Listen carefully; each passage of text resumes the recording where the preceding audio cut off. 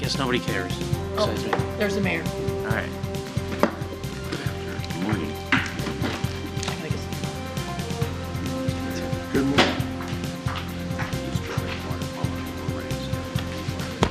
Let's start. Easter Lake water quality. Mr. Mayor, Councilmember Dave Miller is going to handle the presentation. While Dave's coming to the podium, I think you all know this, but Dave is, among other things, our new WRA director. So thank you for that, Dave, and congratulations, and it's all yours. Thank you, Rick. Mayor, council members. I'm actually here today representing the Public Works Department as a sewer enterprise administrator. This is a presentation that was put together by the EA Engineering Science and Technology Incorporated out of Lincoln, Nebraska. They were hired by the IDNR to do this study, and the city of Des Moines contributed $10,000 to that study. So that gave us a seat at the table at all the meetings, and so this is their presentation that they will be presenting October 4th to the neighborhood. We wanted to make sure that you saw this first. This is a abbreviated version of the presentation. This is the Easter Lake Water Quality Management Plan that we will be discussing. In 2010, the Natural Resource Conservation Services did a Yater Creek stream assessment. And from that, Iowa State saw a need for some additional studies, so they did a diagnostic feasibility study, lots of terms, but what they were looking at is where the pollutants are coming from in this watershed that serves into Easter Lake. August 11th, the IDNR came and met at a workshop like this and presented their plan to do this study. And in February, the city entered into an agreement that contributed $10,000 to this plan. Since then, there have been numerous meetings in the watershed, meeting with stakeholders and the consultant, and this is the result of that analysis.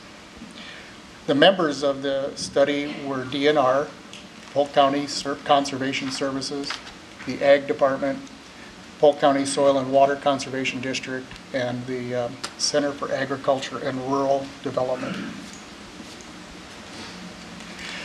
This is the watershed itself. The upland end is on the airport. It runs over through Easter Lake. The northern border of the watershed is about a little around Watrous. On the western part, the southern edge is Army Post Road, and on the eastern part, clear down to County Line Road. So the problem that has been noted is poor water quality in Easter Lake, high sediment loads, and low oxygen concentration. That causes algae blooms and poor fishing. The biggest problem related to the Des Moines portion of the watershed is sediment load. Well, where are the pollutants coming from? Sediment and phosphorus. Those are the two primary pollutants that are getting into the lake. Yater Creek itself has some severe bank erosion. The bottom of the channel is degrading. There's a significant amount of open land over in the eastern portion. That is mitigated fairly well by the basins that Des Moines already built. But it's the western part from the airport to Easter Lake where the channel's still eroding. Then we get a lot of dirt deposited on all the pavement surfaces, and when it rains, that dirt washes off into the creek. Phosphorus comes from fertilizers. The middle number in the three numbers that a fertilizer is marked with, that third number, we're hoping people will use 0 for phosphorus. Iowa has enough fertilizer, phosphorus in the soils. We really don't need to add phosphorus. Leaf clippings thrown on the banks of the creek, that causes phosphorus to get in, and then pet waste. This is a sample of what happens when a creek degrades. This is a part of Yater Creek. You can see one of our employees standing there where the creek has a severe drop.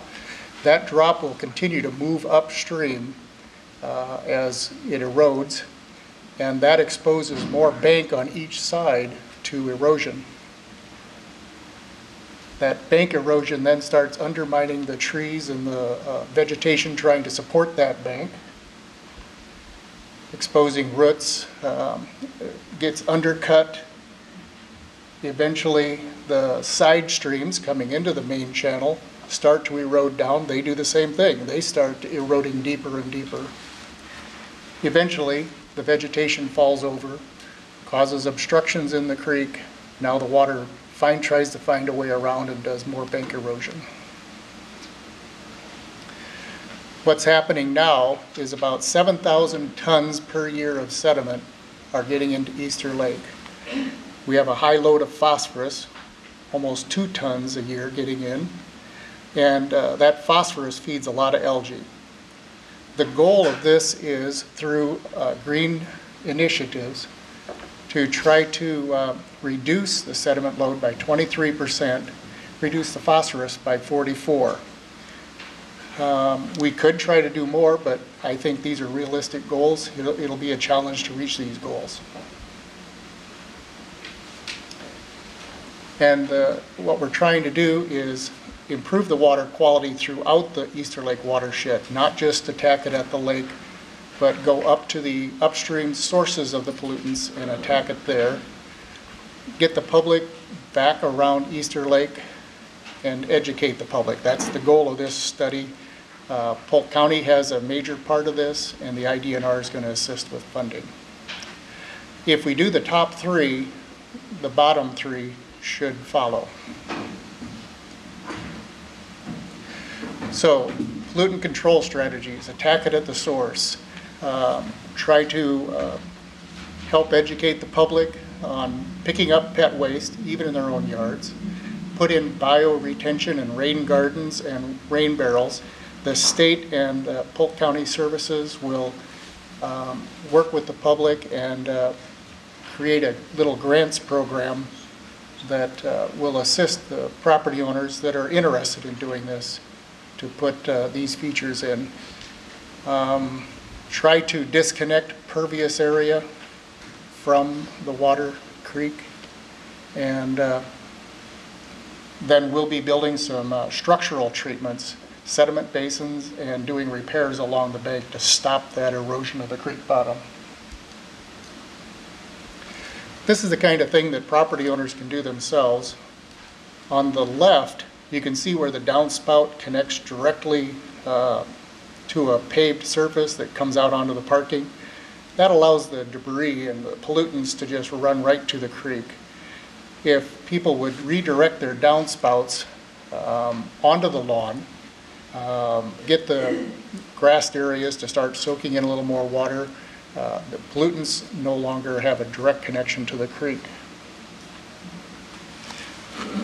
They're going to be doing public information on how to enhance the soils of yards and the benefits of that. This is an illustration starting from the left. We have compacted soils. The roots don't extend very far into the ground. If we aerate this lawn, we now open up contact with the air into the soil. Water can get in better. The fertilizers now can go deeper, and the root growth goes deeper. This is a sample. The before picture is a compacted yard. The grass isn't doing very well. They aerate, throw some compost on that, and 8 weeks later they've got a greener yard. Those are the kinds of things that are going to be displayed at the presentation on October 4th. This is the plan, the 3-phase plan for implementing this management plan. Phase 1 is what's moving forward at this time. The goal is to reduce runoff and pollutants by implementing best management practice. To Des Moines, that means armoring parts of Yater Creek and putting in some sediment basins. Phase 2 is dredging of the lake itself. Polk County's putting out a referendum at this time to do bonding. That includes the lake dredging. The concern is if we don't take care of our sediment load coming down the creek first, the dredging would be not as beneficial as it could be. And then 3 is continuation of armament of banks and education of the public. Phase 1, this map actually shows the watershed, where improvements are needed on the banks, and the red arrows indicate elements that are in phase 1.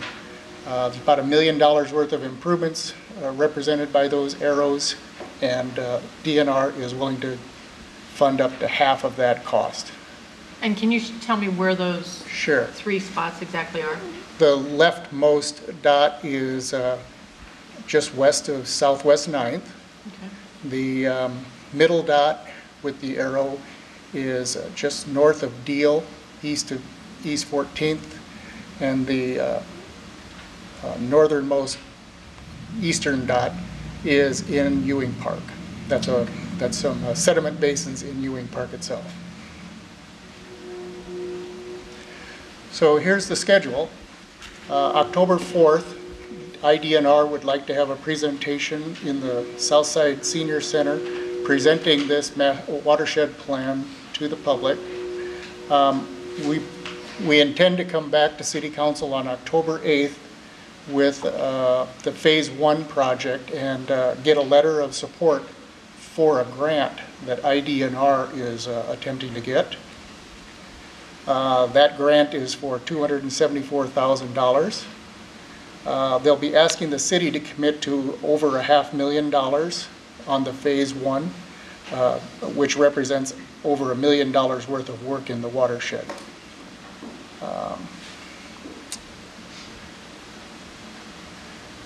Any questions?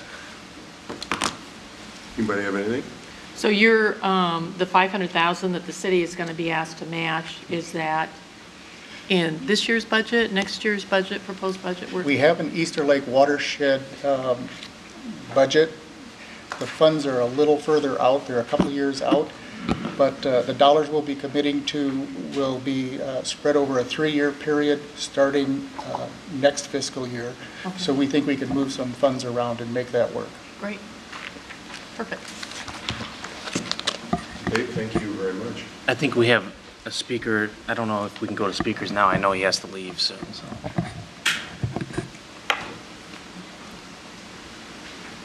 Are you going to the dentist this morning, Jim? I do have to go see the dentist this morning. Mayor, member of the council, Jim Ballard, 4007 Southeast 26th Street, Des Moines. Start off, I'm president of the Easter Lake Park Housing Association, which is about 80 houses on the north side of the lake. And 2 of our homeowners are actually members of the committee that's been working on this. And we're very much appreciative that the city put in the initial money to be a part of this study. And as looking at the city and where we may grow as the economy comes back some, all the work that's being done currently on Southside and Enola Avenue, the work at Ewing Park, and certainly Easter Lake being a big part of that. The area where the city can grow the most is in the southeast here, with lots of land already set to be built on once we're ready to do that again.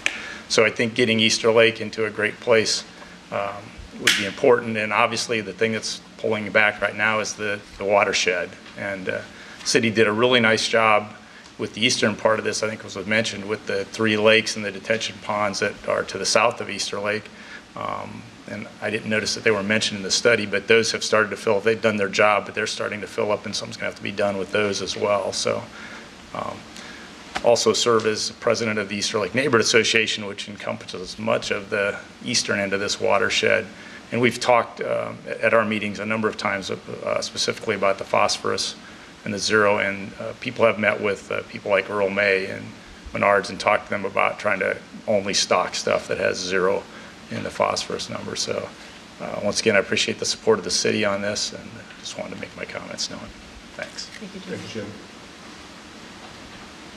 All right, is there anybody else?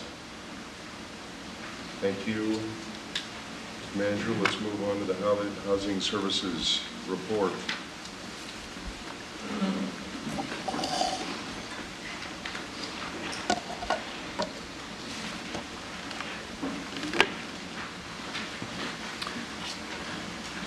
Good morning, Mayor, County members of the City Council. Doug Romeg, Housing Services Director.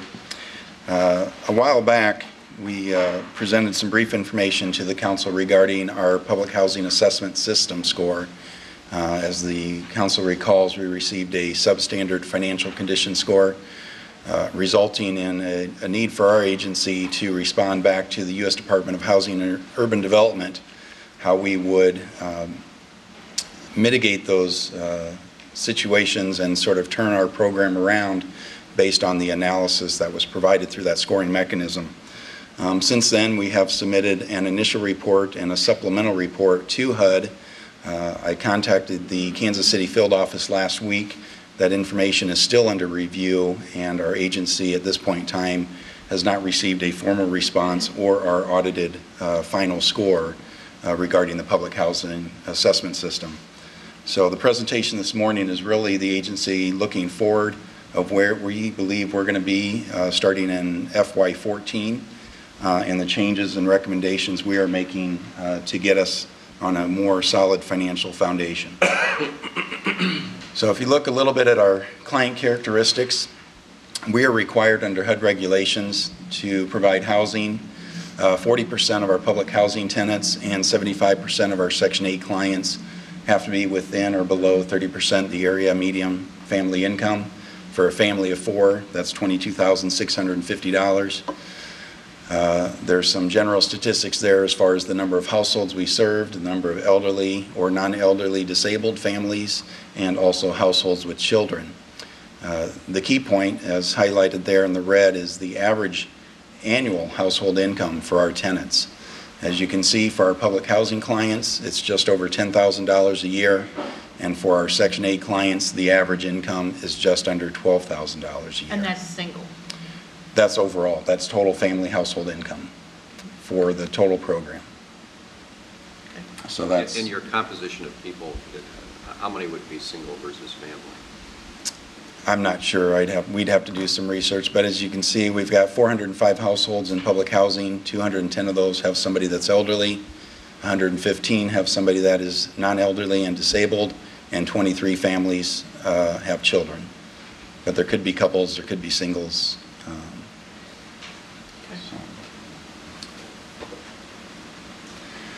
One of the other programs that we run within our agency is our Family Self-Sufficiency Program, and this is really to help people get out of poverty and make them more economically self-sufficient. So for our calendar year 2011, 11 of 17 families that were on some form of welfare assistance, we were able to cease that assistance for 11 of those families. 48 of the 102 families increased their annual household income, the low at $327, the high at $50,102.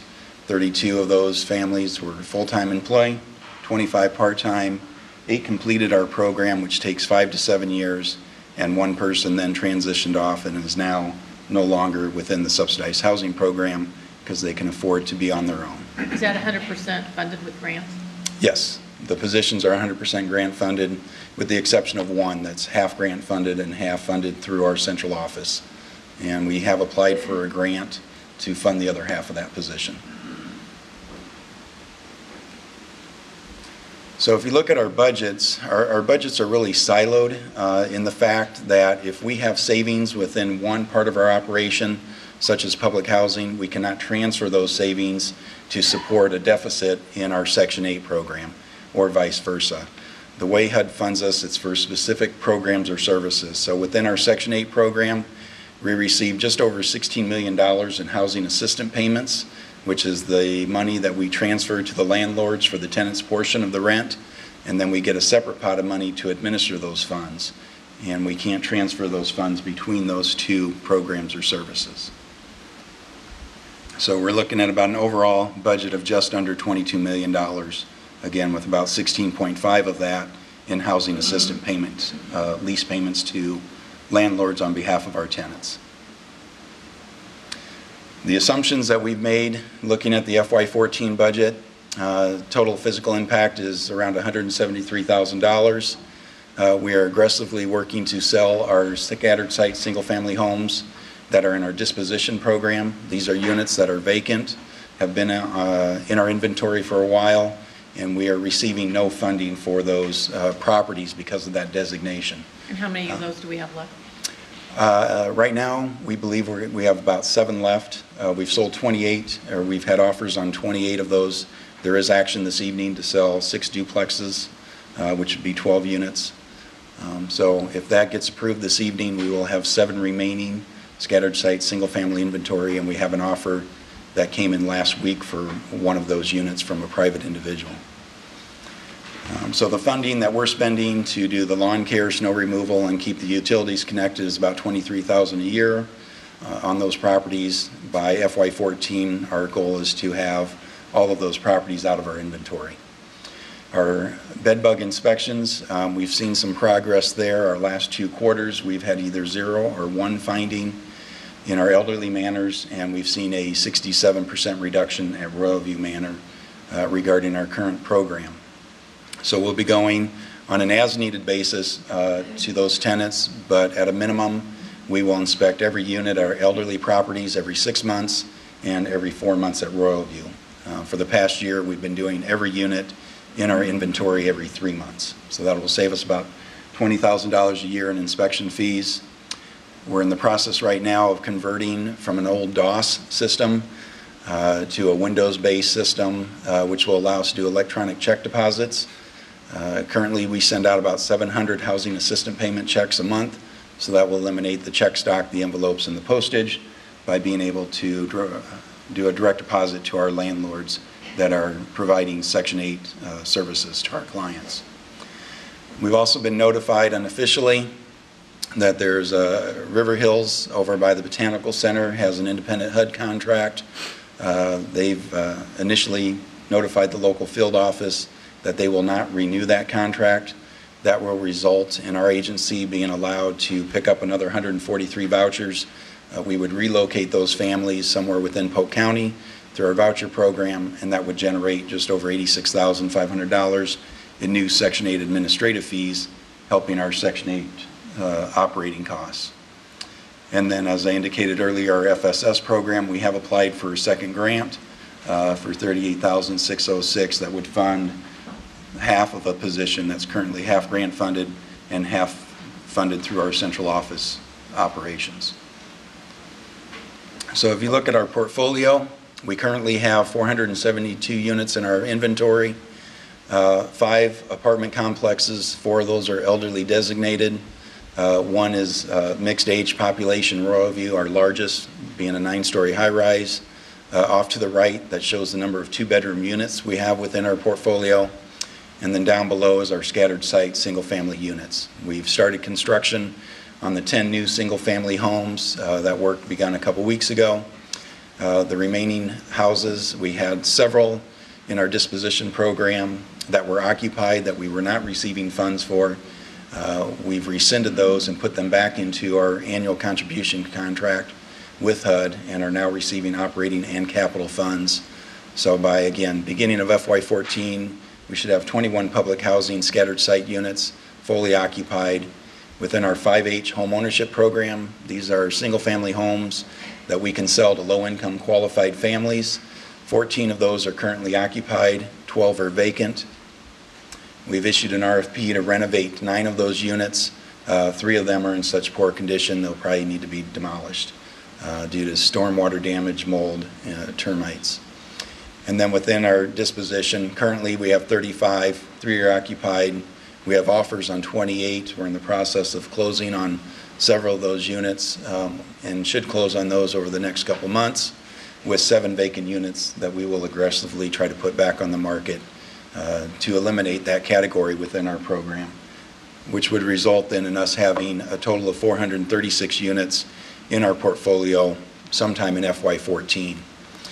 Based on our current staffing levels, case managers, our maintenance operations, and inspections, we believe we could add another 14 public housing units into our inventory. I will be making some presentations to the Neighborhood Revitalization Board, Des Moines Neighbors, looking and talking about that program as our hope with future funding from HUD through our replacement housing factor program. We would acquire houses on the open market as opposed to building new single-family homes. So if you look at our public housing portfolio budget, the majority of that funding is for salaries, about $2.31 million. We have some contract items. Our central office allocation, our central office fund is an internal service charge to our other operating funds. And then that gap or the shortfall in order to make budget is just under $88,000 in our FY14 projection. Looking at our Section 8 portfolio, currently we have about 3,100 vouchers issued. We're using 100% of our funding that's available. We are allowed to issue more vouchers. We just don't have the housing assistance payments funds available to issue additional vouchers. Our administrative fee to operate that program is $50.45 per unit month leased. HUD sets up a formula to determine how we can utilize our funding to manage the Section 8 program. Our current caseload for our case managers is 443 families per case manager.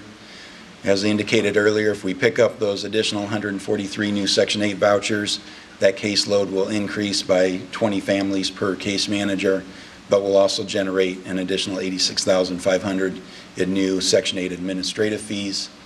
And as the time I put this together, our waiting list, based on when we opened up our Section 8 program last summer, is at 4,039. How does the caseload compare to other, like, housing operations? We're tight. I went to the Lincoln, Nebraska a couple weeks ago. They are a high-performing public housing agency, very similar in size as far as the number of public housing units, number of Section 8 rental units. They also have the ability of home rule through a moving to work categorization that they have provided by HUD, and they can reduce or eliminate regulatory requirements that we have to follow. Their caseload is 500, but they're doing a lot less work than we have to do. So in the research we've done and in talking with our local HUD revitalization specialist, Kathy Winter, who works out of Des Moines but reports to the Kansas City officer, we're pretty exhausted as far as what we can handle within our current operations to meet the regulatory requirements established by HUD. So if you look at our Section 8 administration funding, again, this is just the funds that we can utilize to manage the Section 8 program. We get a monthly report from the U.S. Department of Housing and Urban Development that tells us what they believe it's going to cost us to run our Section 8 program. But because of federal appropriations, we're currently getting 80% of that money. So looking in FY14, HUD is telling us that we should be eligible to receive $2.7 million, and that's what we should need to run our Section 8 program, but we're actually going to receive about $2.2 million, or 80%. So again, if you look at just the eligibility piece, HUD is indicating that we should receive another $549,000 to manage that program, and if that occurred, we would be able to build reserves within our Section 8 operations, but because we're only receiving 80% prorated funding, we are looking at facing a shortfall of just under $259,000 beginning in FY14. And again, the bulk of that money is salaries and benefits. That's their case management work, dealing with those 3,100 families. So historically, the proration, how that has occurred, in FY10, the agencies throughout the country were prorated at 91.4%. That dropped down to about 88.7 in FY11, 82.6 in FY12. We are currently at 80% and believe that we will remain at 80% proration based on the current information coming out of Washington and the current continuing resolution that was just approved by the House and the Senate. As I indicated, our central office operations is an internal service fund that charges against the public housing and the Section 8 programs. That funds our administrative staff, our accounting division, our clerical support, our IT support, rent, insurance, indirect costs, etc. For both public housing and Section 8, we can charge $7.50 a bookkeeping fee per unit month leased.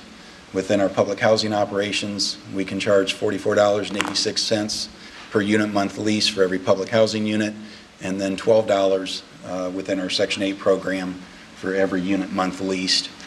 And that's how the revenues are derived to fund central office. Looking at that program, starting in FY14, we'd be facing a budget shortfall of just under $52,000. And that's the gap that we're trying to identify. So if you combine all the budget reductions, funding shortfalls within those three operating budgets, our total projected loss is just under $400,000 in FY14. In order to make up a portion of that, we've done similar to what the other city departments did last year when we looked at above the line cuts and below the line cuts. Above the line cuts right now that we believe we can sustain operations without impacting service would be the elimination of one administrative position. We did eliminate an administrative position a year ago to reduce our budget. The elimination of one clerical position, and then looking at the issuance of an RFP to outsource our elderly manor and scattered site public housing maintenance and rehabilitations, which would result in the elimination of 4 maintenance positions. We did sort of a soft RFP with Anawim and Conlin Properties to determine what that fiscal impact would be, and the range is going to be somewhere between $106,000 and just under $200,000 based on the initial analysis. So if these actions are approved at a future point in time, the impacts of that, the results of that would be generating just under $71,000 in reserves within our public housing program. We would generate reserves of just under $41,000 in our central office operations, and then we could reduce our fees to Section 8. So instead of charging $12 per unit month lease, we could charge $10 to reduce that expense side. So the central office would have a zero balance, and then we could apply that $41,000 to our Section 8 administration shortfall, which would still result in a negative balance of $175,436. In order to sustain our operations through cuts alone, we would have to go deeper into the organization. These items are not being recommended, but the actions that would have to occur would be the elimination of a second clerical position. That would put additional workload on our case managers, as they would be losing a lot of their support. The elimination of one Section 8 case manager. The results of that would be our caseloads being increased from 443 to 500, which I don't believe we could sustain. And that would also result in 246 current Section 8 families losing their assistance, and a loss of $150,000 in Section 8 administrative fees due to the loss of those 246 vouchers. And then the third item would be the elimination of a second administrative position. Those actions would not allow us to meet the regulatory requirements established by HUD, and I believe that would result in our agency falling under troubled status and ultimately HUD receivership.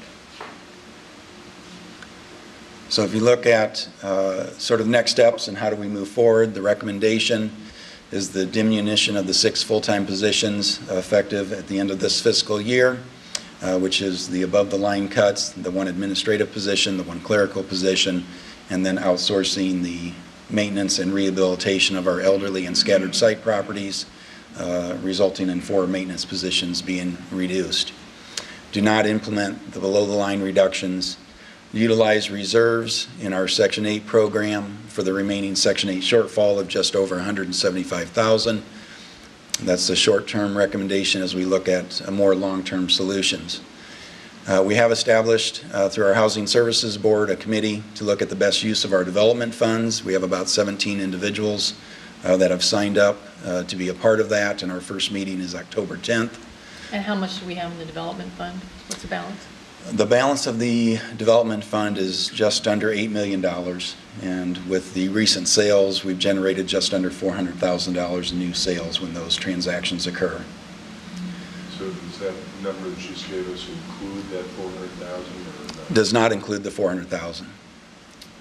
So, And this was a fund that was originally proposed to be used for purchase of another site? correct. Okay, so tell me about the Housing Services Board. The Housing Services Board is the advisory board to the These- Municipal are these- Housing Governing Board. These And users of the program, or who are these? these are appointed by you and the council members. The director has 2 appointments to that, and we have 1 public housing tenant, 1 Section 8 client, 1 community action agency client as a part of that makeup. It's a 12-member board.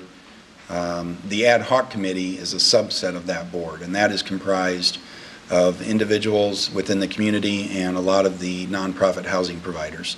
Anna Wim, Habitat, Home Inc. Brian? Question, Doug. You sort of mentioned the work in the metropolitan area.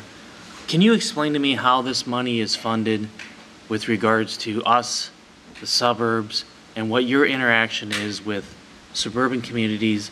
Are there directors in these suburban communities? My point being is, for several years, we've always talked about spreading this stuff out a little bit more, that we take the brunt of it, and that the suburbs don't have any responsibilities in this manner. Can you explain how we've worked with the suburbs, how they're funded, that sort of thing? Sure.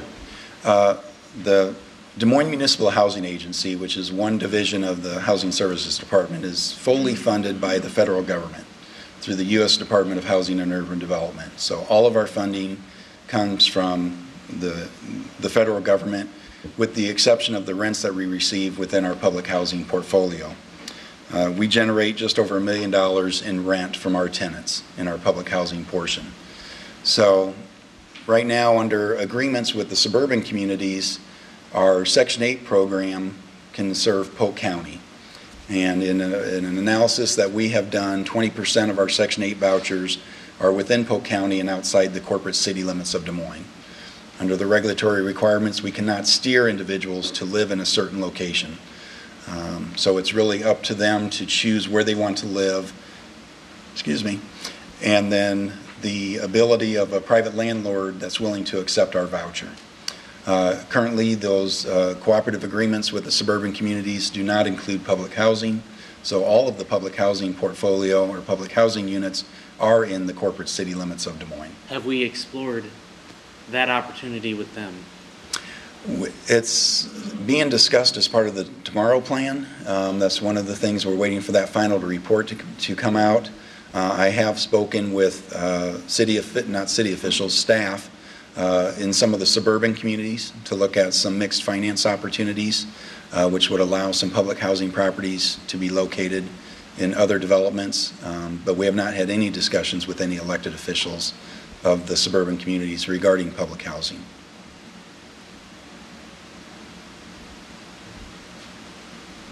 Is that? Yeah, but I think we should explore that. I mean, it shouldn't be concentrated in the city. I mean, I appreciate the efforts on Section 8, and I get that. Is there a position like yours in, for example, West Des Moines? Is there a position like yours in Clive? No, we provide, outside of Polk County, there's a regional housing authority.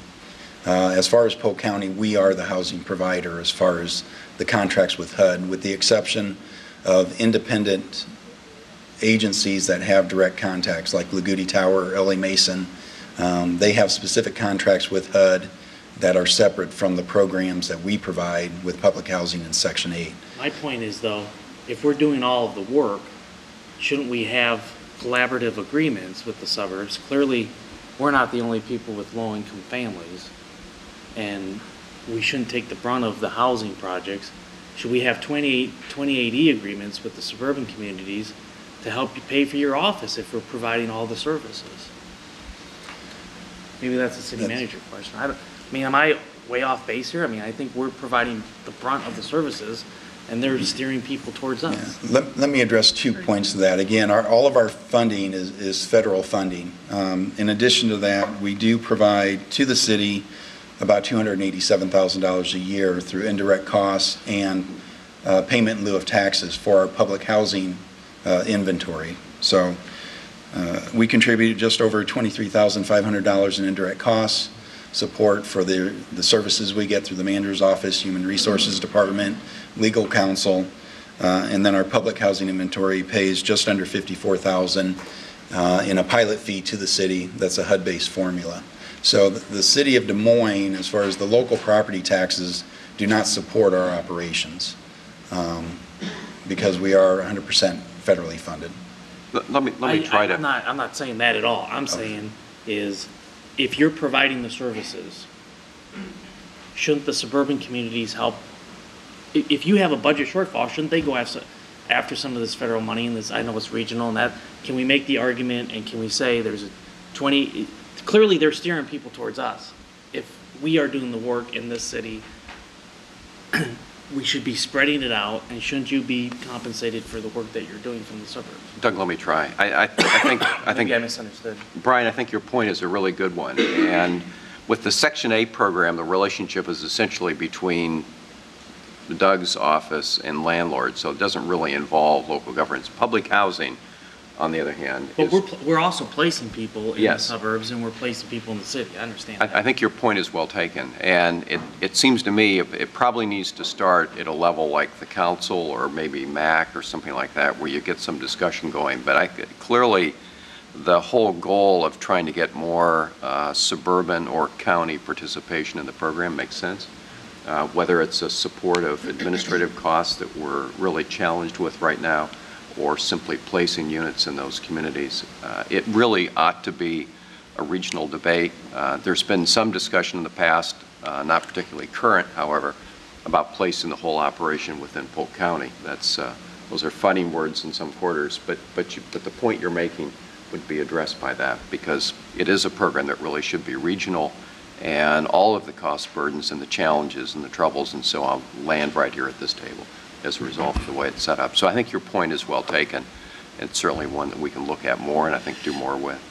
But the region wouldn't necessarily looking at it at that wide reach by placing it in Polk County, because you got Dallas County, you got Warren County. I mean, all of our friends are in all those counties, as well as Madison County.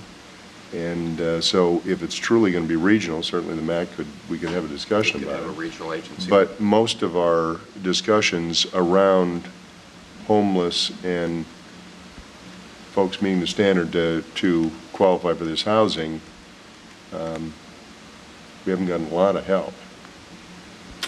No. I You know, think it's the other nicest way option to might put be, it. though, having discussion with the Polk County Housing Trust Fund. But again, going back to the mayor's comment, that does not include Dallas, Warren, or Madison, but clearly Polk County, they put $1.5 million in the trust fund. And maybe the discussion needs to be along the lines as to how can they provide some gap assistance. You know, maybe one way to sort of talk about this whole thing in shorthand form is that we've got a severe problem right now. The cut in federal funds have left us and are going to leave us in the near future with significant shortfalls. But on the point that's before you now, the slide that's up here, it talks about the fourth bullet down, looking at different brainstorm approaches to solving the problem. Those long-term strategies are ones that whole discussion needs to go forward, and in my mind, the kind of points that you're making about looking at regional approaches or touching base with Housing Trust or getting other involvement or diversifying revenues, whatever it might be, that's a whole other discussion that needs to take place and should happen fairly soon. But you've got two things right now. We've got to do something now to address the shortfall, but at the same time, we're going to have to shift gears and start looking at the more global solutions. And to dovetail off of what the mayor said, this is the most disturbing part to me. It's not disturbing, it's the most intriguing part. We are a metro of 500,000, the city's 203. but we have all of the public housing units in the entire region. And I think what we're all getting at is, A, why, B, they need to help. And by help, it's not just financial, it's also placing some of these public housing units in their communities. Right. I think that's what we're trying to get at. Is that fair to say, Mayor? I think that flips the top of the iceberg. Well, Yeah, I mean, but- it's larger than that. But it also follows along the same discussion we've had with tax credit projects, and why you've got an RFP that eliminated the need for city councils to provide a letter of support, because that didn't happen. They couldn't get it done in certain communities. That's tax credit projects. I agree 100%. That's not even talking about public housing. Yeah, I mean, I agree. I think it's not, something's not connecting here with the, when you say regional, it seems to be on Des Moines. And so something's not connecting here with me is to, you can't have use the term regional and then everything's in Des Moines on tax credits, and, you know, we're supposed to be moving that way, and they you know, they want to move regionally towards things that benefit them, and they don't want to help on things that don't benefit them. I get it. Yeah. And that is a goal of our agency and for HUD itself, is to deconcentrate those units. So the more areas that are opened up for development or access would allow that to occur. The department has tried to spread the units out to the extent they can within the authorities they have, and you've done it with Section 8, but not with the others. Correct. Doug, would you see any avenues that the private sector could be of assistance? You talked about Anawim and Conlin on the maintenance side, but are there other ways that the private sector? It's limited. The majority of our money is really pass-through money, like especially with Section 8. So it's really, we're highly regulated through the federal government. So that work really is best done in-house with the staff that we train and have. The maintenance piece is one area that we're looking at in portion or in part. We're not looking at outsourcing the entire maintenance operation. And that's twofold. One, our funding is based, part of our criteria is our ability to turn around maintenance requests and to turn around unit rehabs. So with Royal View Manor being highly concentrated with 200 units at a single location, the need to have our employees there we felt was imperative because we have higher turnover rates at that location compared to our single-family homes or elderly properties. So that's one of the things that we're looking at, and that's one of the reasons we're looking with this ad hoc committee on the development funds. You know, are there some ways that we can diversify our revenues through the use of those funds? What partnerships can we establish, whether with the private sector or public sector, and even looking at deconcentration to sort of change our portfolio to meet future demands and needs of the agency, to meet our mission. As I've indicated in the slide, we have over 4,000 people on the waiting list for Section 8, and we have about 700 families on our waiting list for public housing. So, I would real quick like to point out we do have two board members here this morning, Deirdre Enriquez and Don Vines, that sit on the Housing Services Board, so I appreciate them coming out. Mayor, if I could you go back to slide 10 for just 1 second, because I think slide 10 tells a big part of the story that we've got right here in terms of the financial problem, not the regionalization of it. But if you look at the far right column, Doug, that proration of money said that back in FY10, federal government was basically providing 91% of your administrative cost, whereas in FY14, and 13, it's going to be at 80%. That reduction is simply money out of our coffers in terms of our ability to administer, and that is driving a lot of the shortfall on administrative funding for Section 8. Exactly. If we were fully funded based on what HUD's determined it would cost us to run our operations, we would actually be able to generate reserves within our Section 8 program as opposed to facing a funding shortfall of about $268,000 because we're only getting funding at an 80% level. Are there any rules that, regulations via HUD, that if they were to be changed, it would be money saved or expenses eliminated? but would still allow the program to run well? There's been talk about reform for years, and there's still discussions going on. That was one of the things that was interesting on my trip to Lincoln. As I indicated, they have what's called moving to work status, which is basically home rule. So the reason they can increase their caseloads up to 500 versus our 443 is that they don't allow for any deductions. So they just take 30% of the adjusted household income, and that's what the tenant pays. So they don't have to calculate in all the various deductions that we have to calculate in. Their rent determination as far as utility allowance, we have to determine whether the gas, the electric range, or the stove is gas or electric, the heating is gas or electric, and based on the type of unit, whether it's a single-family home, duplex, apartment complex, we have different matrices we have to utilize. They've established a flat fee. If you have a one-bedroom unit, it's this. If it's a two-bedroom unit, it's that. So they don't have to go through a lot of the calculations that is very time-consuming for our staff under the regulations we have to follow. So there's a lot of reforms that could occur. There's a lot of effort in Washington through our national associations, NARO and PRADA, to try to deregulate some of those elements. And the assistant director at the Lincoln Housing Authority actually serves as one of the lead people in our national association. So they're pushing the changes they've made within their organization as changes that should occur nationally. So the result of that is we could increase the workload for our case managers and therefore have fewer staff to manage the program more effectively. So it's not really a cost savings, but there would be, ultimately, you could serve more people with fewer employees through deregulation. Doug, a question. As I look at this slide 10 that's up here,